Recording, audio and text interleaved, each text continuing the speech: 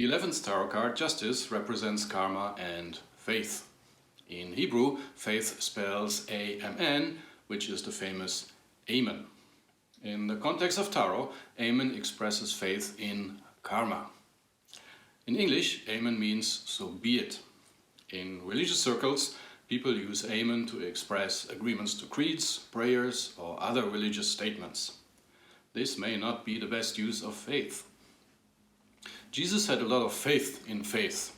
He said, even if your faith is as small as a mustard seed, you can move mountains.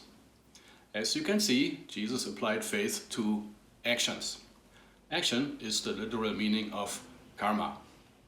This seems a better use of faith. The 11th tarot card emanates from Gebura.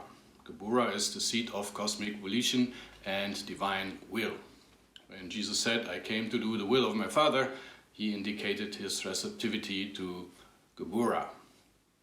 If we combine the facts that the 11th tarot card is A, the faithful intelligence, that B, it proceeds from the sphere of cosmic intention, and that C, it denotes karma, the message of the 11th tarot card becomes, have faith in the karma that results from acting out cosmic intention.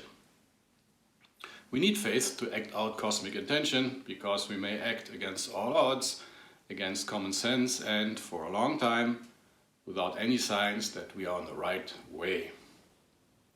Incidentally, this is how scientists operate. They come up with reasonable theses and do their research until they will either verify or refute their thesis.